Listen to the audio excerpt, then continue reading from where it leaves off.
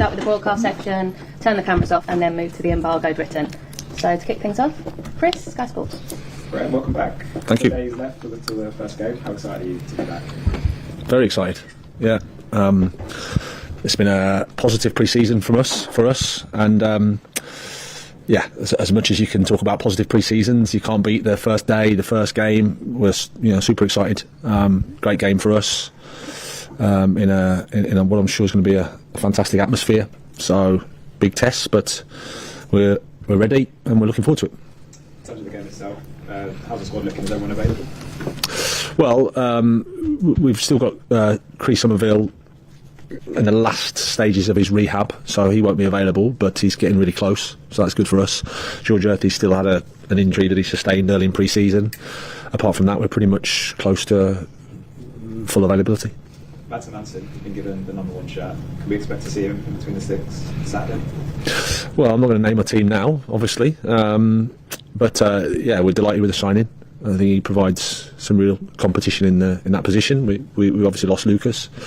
We felt that we needed to add some experienced competition there, and yeah, we'll see how the weekend goes. There's been a lot of reports in terms of transfers. Matthias Fernandes from Southampton. I know you sort of comment on names, but is midfield a position that you're looking to strengthen as we get towards the end of the window? Well, I mean, we're really happy with what we've done so far. We're in terms of the group, I think we're in a good place. We're happy with the numbers we've got. We've got a nice mix of young and old players, good characters. The trick now is to be able to carry on improving, and that's the thing. It's it's not a case of just signing anybody. We need to make sure we sign the right people, the right players to help the team improve. In the meantime, as I always say, my job is to focus on the ones that we have. I've been delighted with how they've approached pre-season, how they're working together, how connected they are. So now we're looking forward to the game. Anna Kudus was a player left fairly early on in the window. How big of a loss do you think he'll be, and is he someone you would be looking to sort of directly replace, Graham? Well, whenever players move on, it's hard to directly replace because everybody's unique. Everybody has their own attributes. I think for us, we have to think about what's right for us as a team going forward, how best we get the most out of our players we have. We've got some really good attacking options now as well. So it's always a focus, I understand, about individual players and signings, and for me it's still about how the team functions in attack, how the team functions in defence, what the right balance of the team is to bring out the most and the best out of everybody in the group. And that's what we've been trying to do. Just finally for me, so there's been 2 free transfers and 2 obviously transfer fees in terms of players bought in. How's the window been to operate in so far? Well, we're the same as pretty much all the Premier League teams in terms of we have to balance the PSR challenges with trying to improve the team. The team has got a lot of players that are good, that we're really excited about. The team's been investing in over a period of time, so it isn't straightforward just to find players just to improve us. But that's where the work is. That's what we're trying to do. We'll do that until the end of the window. But as I said, we're excited with what we have. We're excited with the mix. Malik and Mads, young players, I think that have got a lot of years ahead of them. Kyle comes probably in the middle with some real experience and quality, and Callum brings a know-how and an experience that is invaluable. And as a 4, they've been really integrated into the group. The characters have been top, personality is fantastic, so really excited to work with them. Cheers, Chris. Niv? First of all, good luck this season, Graham. Thank you. Your second season now as a West Ham manager. When you look at the club as a whole and your current team, how big is the potential of West Ham United as a club as a team, and how optimistic are you? Well, I think the potential of this club is huge. The ambition should be huge because it's a massive club. I really believe that.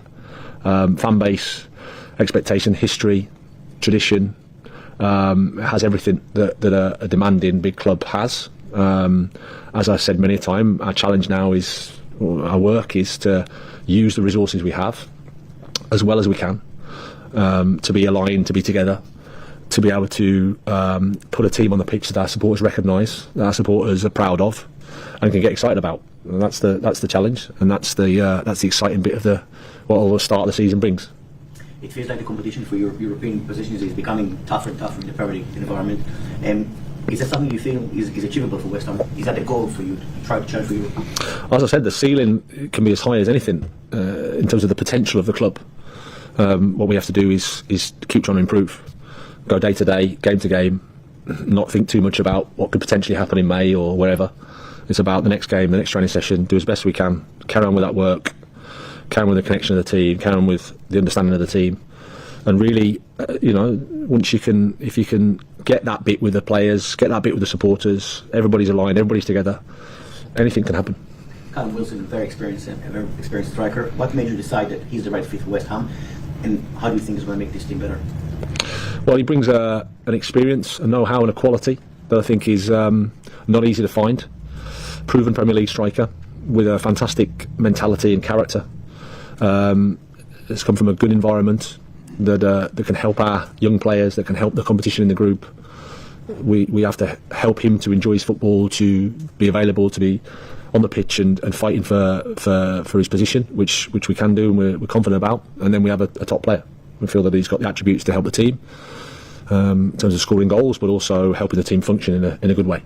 Sunderland this weekend. First of all, I must ask you, did you watch the famous documentary about the football club, Sunderland, the other night? I did a few years ago, yes, I did.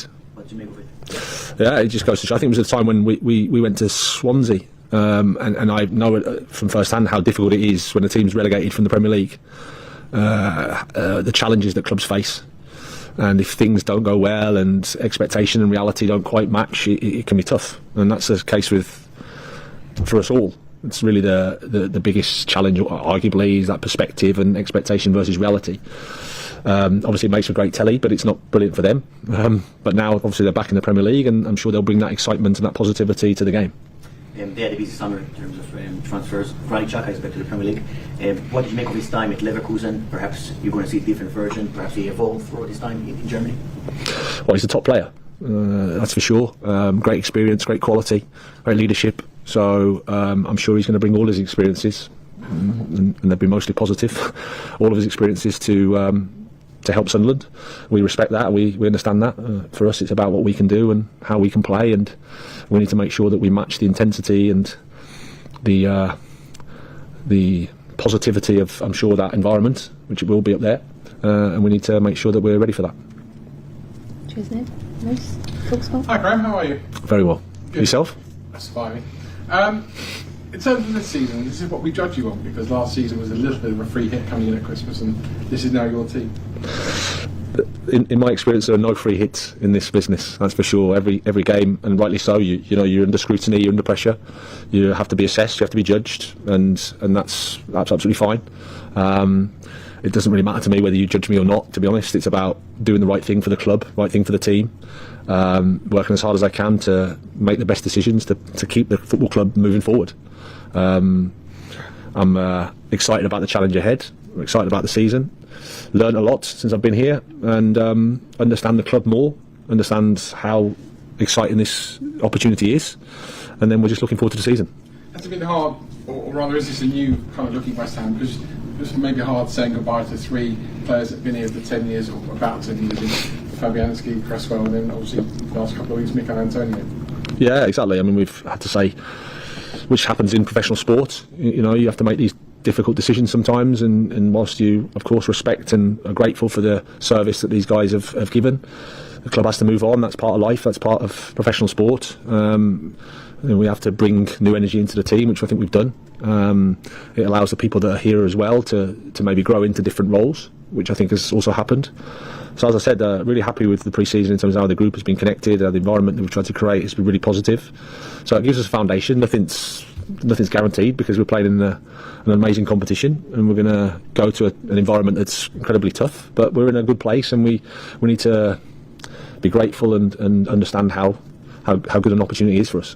You mentioned opportunity there. You gave Ollie Scars an opportunity last year. You've got players coming back now who I think largely proved themselves on loan. Certainly George Essie and Freddie Potts in the Championship, and Callum Marshall in League One. Will they be given opportunities? Is that why the club haven't spent the hundreds of millions, because you've got youth players that have got an opportunity?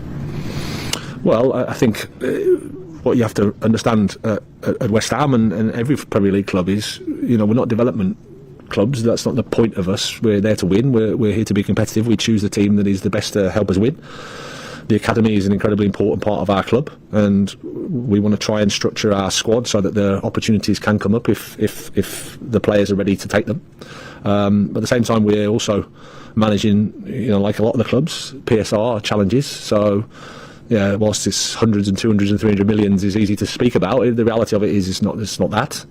We have to make sure we make the right decisions, strategically are aligned together, and then, as I said, you can make the most of the resources you have, and if you do that, then with the club and with everything that's behind this club, we can achieve really, really nice things. That was my last question, was going to be about PSR. Since you came into football management, that would have changed massively and become a really big thing now. You've almost got to be a money man as well as a football manager.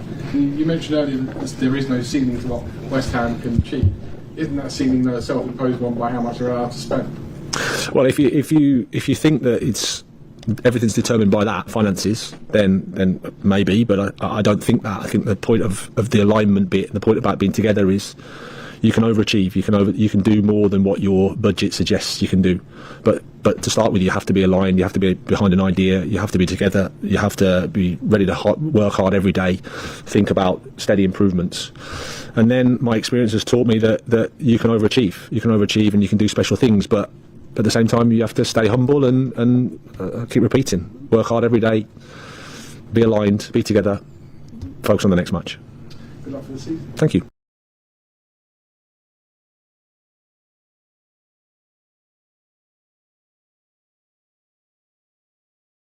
We want to hear from West Ham fans. We can hear from one now.